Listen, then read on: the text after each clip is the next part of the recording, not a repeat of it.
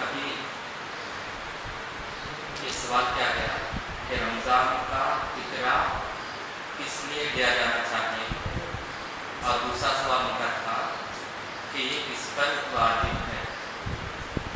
یہ دو سوال ہے، دو سوال کا بھی انشاءاللہ جواب دوں گا۔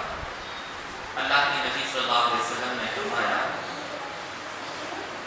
کہ روزے دار جو روزے رکھتا ہے، روزے رکھنے کے درمیان انجانے میں، نادانی میں جو غلطیاں ہو جاتی ہے، ان گناہوں سے روزے دار کو پاک کرنے کے لیے بھی اور مسکین کو کھانے کا انتظام کے لیے بھی رمضان کا فطرہ فرض کیا گیا ہے۔ اس حدیث میں اللہ کے نبی صلی اللہ علیہ وسلم نے دو باتیں بتلائی ہیں کہ رمضان کا ایک فطرہ فرض کیے جانے کا دو مقصد۔ ایک مقصد یہ کہ اس کے ذریعے روزہ دار کے گناہ، چھوٹے گناہ معاف ہو جائیں گے۔ دوسرا مقصد یہ کہ اس کے ذریعے مسکین کو کھانے کا انتظام کرنا ہے۔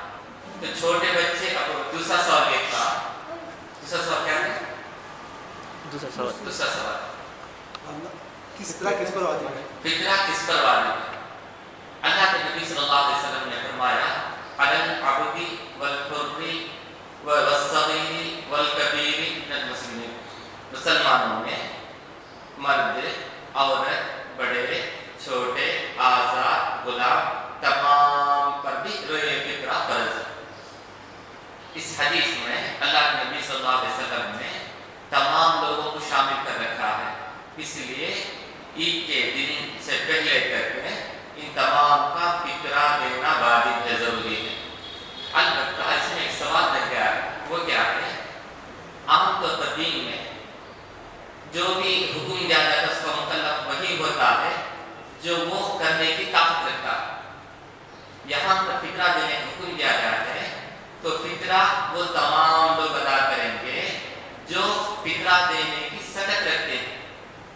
جو فطرہ دینے کی سکت ہی نہیں رکھتے، حد درجہ قریب ہیں، جن کی زندگی تنگی اور عسرت میں گزر رہی ہے، ان پر فرض نہیں، بلکہ وہ لوگ فطرہ نہیں دیں گے، بلکہ جو لوگ فطرہ دیتے ہیں اس کو لوگ فطرہ لینے والے۔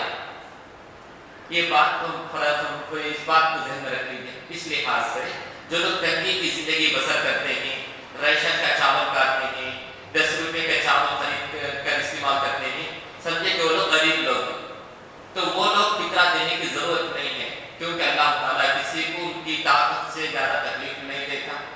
وہ لوگ 10 روپے چاول اس لیے لے کر کھا رہے ہیں جو مزہ بھی نہیں ہے، ذائقہ نہیں ہے، اس لیے اس کو خرید کر کھا رہے ہیں کہ ان کے پاس حیثیت ہے ہی اتنی ہی۔ اگر ان کے پاس حیثیت ہوتی اور زیادہ عمدہ غذا، بہترین اناج کھانے کی حیثیت ہوتی تو وہ 40 روپے کا چاول خریدتے۔ اس لیے وہ لوگ جو غریب لوگ ہیں وہ لوگ فطرہ دینے کی ضرورت